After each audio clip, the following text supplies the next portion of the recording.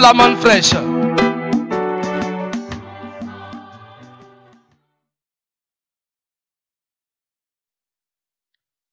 Bonsoir, chers internautes. Que Dieu vous bénisse abondamment. C'est encore avec une grande joie que nous vous retrouvons encore sur notre page Je suis manne fraîche pour le bon combat de la vérité. Et ce soir encore, nous allons parler encore de la prière en rapport avec notre nature. Nous avons déjà vu plusieurs thèmes dans ce grand chapitre de la prière.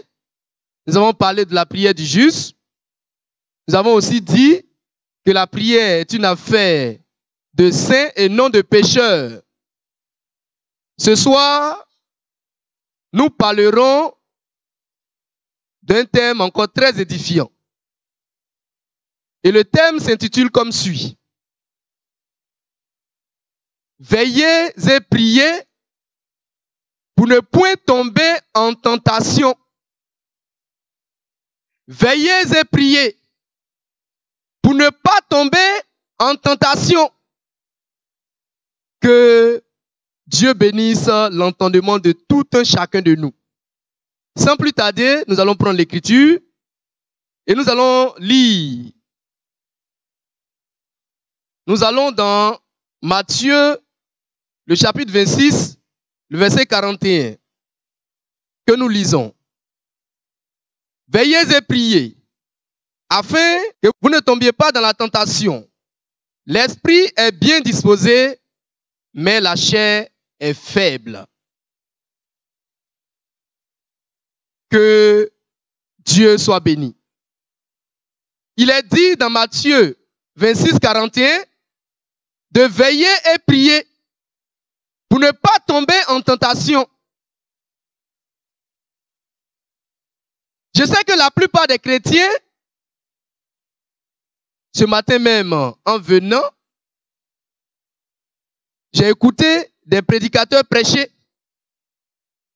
Peut-être ce dimanche matin même, vous avez aussi entendu des pasteurs, des hommes de Dieu, des chrétiens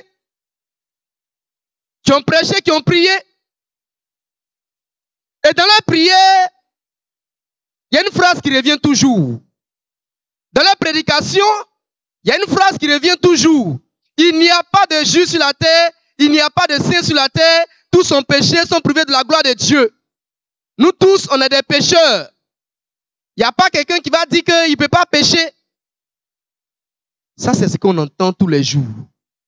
Mais aujourd'hui, par la manne fraîche, nous voulons vous dire quelque chose de nouveau. Et c'est ce qui est vrai. Que dit Jésus? De veiller et prier pour ne pas tomber en tentation. Tomber en tentation, ça veut dire quoi? Tomber en tentation, ça veut dire pécher. Et Jésus dit de veiller et prier pour ne pas tomber en tentation. Autrement dit, on doit veiller et prier pour ne pas pécher. Donc il est possible de ne pas pécher. Et ça, c'est la parole. Il est possible de ne pas pécher. Et c'est ça la manne fraîche. Il est possible de ne plus pécher. Mais les faux docteurs, les faux Christ, les bishops, les archibishops, les monseigneurs, les prêtres, les généraux, qu'est-ce qu'ils vous enseignent? Que tu ne peux pas ne pas pécher. Ça, c'est quoi ça? C'est quel évangile ça? C'est l'évangile du diable. Car c'est le diable qui pêche. C'est lui qui a péché dès le commencement. Donc, revenez à la parole. Jésus dit, veillez et priez pour ne point tomber en tentation. Donc, on peut ne pas tomber en tentation. Mais que faut-il faire? Il faut veiller et il faut prier. Dans les conditions de sainteté, bien sûr. Car on a déjà démontré qu'un pécheur, là, il ne doit pas prier. car sa prière est une malédiction pour lui-même.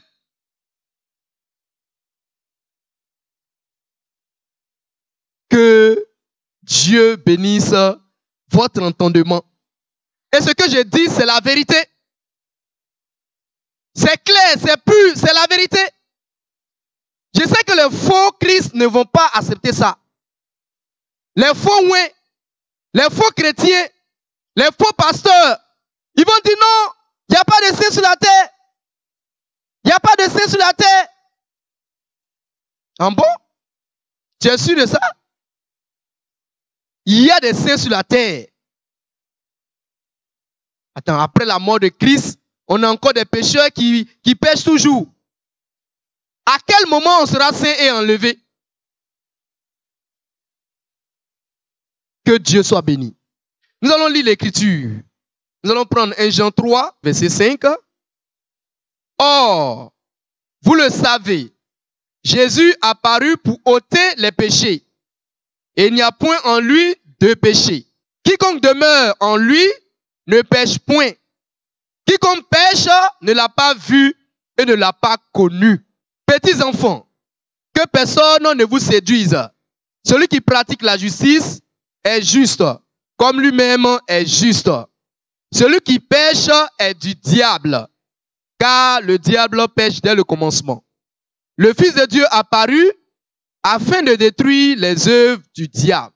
Quiconque est né de Dieu ne pratique pas le péché, parce que la sémence de Dieu demeure en lui. Et il ne peut pécher, parce qu'il est né de Dieu. Voici ce que nous dit l'Écriture. Celui qui pêche là, il n'a pas connu Christ. Celui qui pêche, il ne connaît pas encore Christ. Que dit votre Bible? Quand quelqu'un est en Christ, il est une nouvelle création. Les choses anciennes sont passées. Les choses anciennes sont passées. Et ces choses anciennes, c'est le péché, l'impudicité, le vol, le viol, le mensonge, l'adultère. Toutes ces choses-là, c'est passé. Maintenant, toutes choses sont devenues nouvelles. Et c'est de ça qu'il s'agit. Les choses anciennes sont passées. Les chrétiens doivent pouvoir compter le nombre de jours, le nombre de mois, le nombre d'années qu'ils ont fait sans péché. Tu dois pouvoir dire en tant que chrétien, ah, ça fait 6 mois, je ne pêche pas. Et je ne vais plus jamais pécher encore, jusqu'à ce que Jésus revienne. On doit trouver des hommes sur terre pour dire de telles choses. Vous pensez que Jésus n'est pas fatigué de vos bêtises que vous racontez tous les jours là?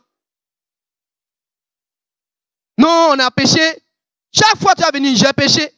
Attends, c'est quel fils qui ne cherche pas à vraiment faire plaisir à son père? Vous venez toujours dans la présence de Dieu, devant Dieu, pour confesser les péchés. Et on voit des pasteurs qui sont la chair, qui confessent péché. Attends. Toi, pasteur, toi, ministre de la parole, tu ne connais pas encore ta position. Je vais te montrer ça dans Ephésiens 4. Qu'est-ce que tu dois faire aujourd'hui? Dans Ephésiens 4, verset 11 là. Quelle est la fonction sacerdotale d'un ministre de la parole aujourd'hui où je vous parle? Nous lisons Ephésiens 4, 11. Et il a donné les uns comme apôtres, les autres comme prophètes, les autres comme évangélistes, les autres comme pasteurs et docteurs, pour le perfectionnement des saints, en vue de l'œuvre du ministère et de l'édification du corps de Christ, jusqu'à ce que nous soyons tous parvenus à l'unité de la foi et de la connaissance du Fils de Dieu, à l'état d'homme fait, à la mesure de la stature parfaite de Christ. Voici ce qu'un ministre de la parole doit faire aujourd'hui. Il est là pour perfectionner les saints. Donc si tu es dans un ministère, de es dans une église où le pasteur est pécheur, là, sors de là. C'est un faussaire. Si tu es dans un ministère où le pasteur, là, il dit que lui, il est un pécheur, il est un pauvre pécheur, il faut le quitter. Attends, toi, tu es pécheur. À quel moment toi, tu as me perfectionner? Les ministres de la parole sont là aujourd'hui pour perfectionner les saints. Même pas pour appeler les pécheurs à la repentance, mais pour perfectionner les saints.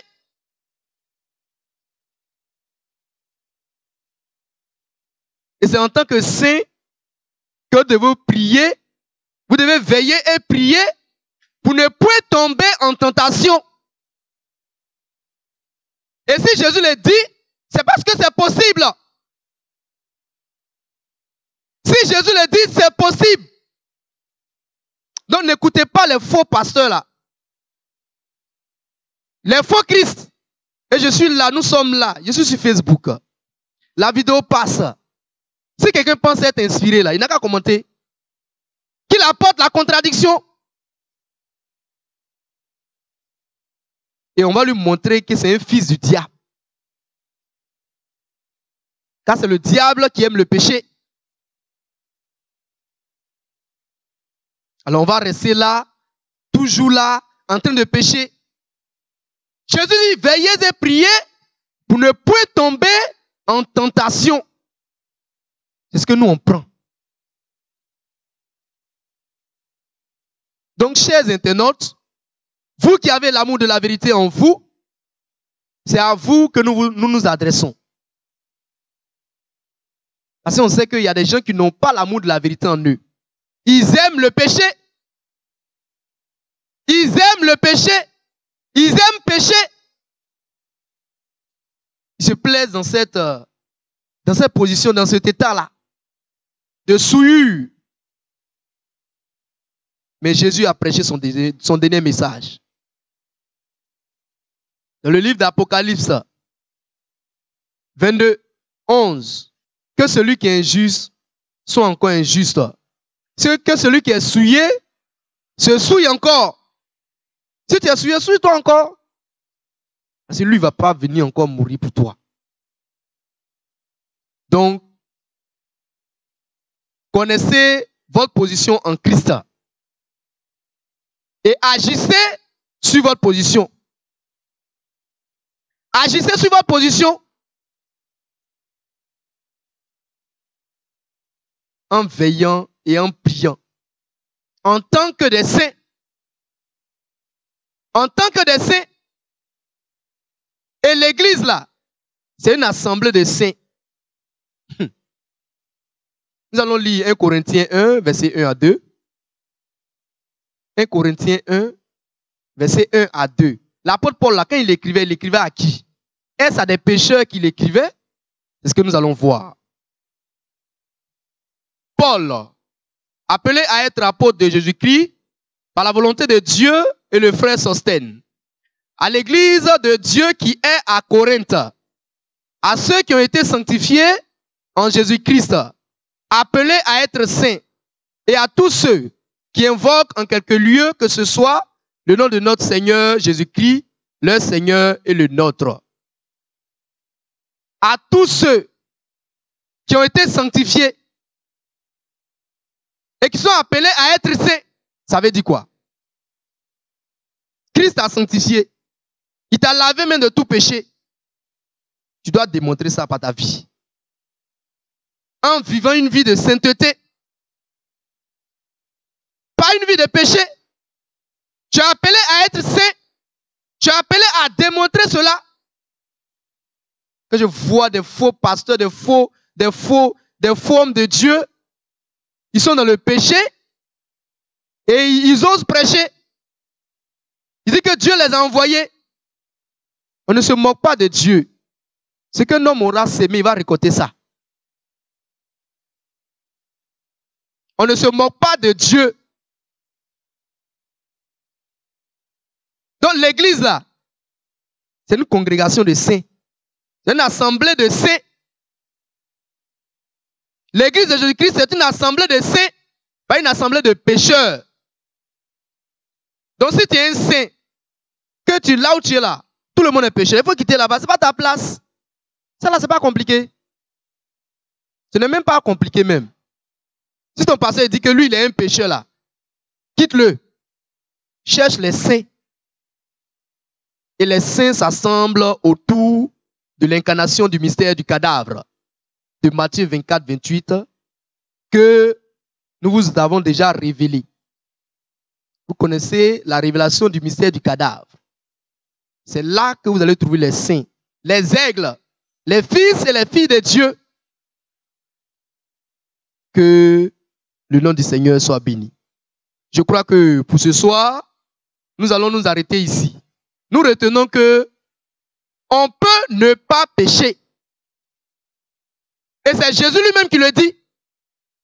Il était dans un corps de chair comme nous. Il a veillé et prié. Et il n'a pas péché. Il n'est pas tombé en tentation. Donc c'est ce que nous devons aussi faire. Donc ne prenez pas les mauvais exemples.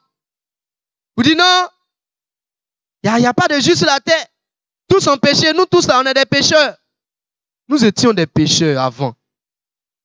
Maintenant, Christ est mort. Il a ôté le péché. Il nous a délivrés du péché. Nous sommes saints. Et c'est là notre position des saints qui sont appelés à se perfectionner. Et c'est pourquoi Dieu doit susciter un ministère de perfection des saints. Et aujourd'hui, par la grâce de Dieu, je peux vous rassurer que Dieu a suscité bel et bien un ministère pour la perfection des saints. Ce ministère, c'est le ministère de la manne fraîche, qui est venu pour perfectionner les saints que nous sommes. Que Dieu vous bénisse abondamment. Nous avons beaucoup de choses à vous dire. Mais on ne peut pas tout dire aujourd'hui. Donc sachez-le, il y a un ministère qui est là pour perfectionner les saints en vue de l'enlèvement. Et dans ce ministère, nous sommes appelés à ne pas pécher. Arriver à ce stade-là. C'est à ce stade-là qu'on pourra être enlevé. Où on ne pêche plus. On ne peut même pas pécher même. Et c'est là notre position. Que Dieu vous bénisse abondamment. Prenez soin de vous. Et on se retrouve mercredi, Dieu voulant, pour un autre message à partir de 17h sur la même page. À très bientôt.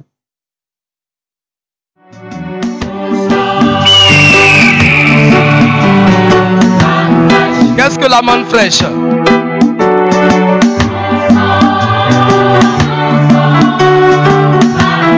C'est le pain de vie qui descend du ciel.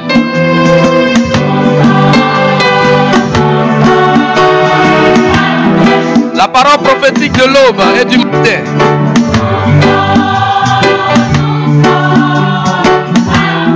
Pour la perfection des saints.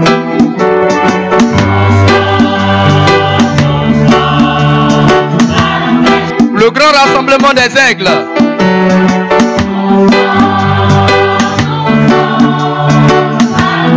Autour du mystère du cadavre.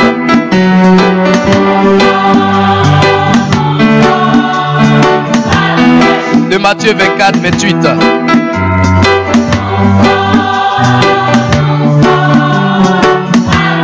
Réjouis-toi et sois dans l'allégresse.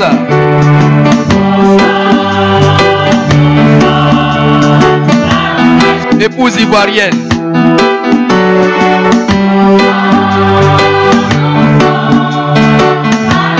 Épouse de l'agneau qu'elle a comme immolé.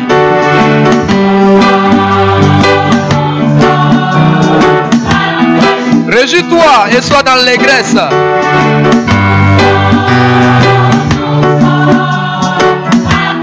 Épouse ivoirienne.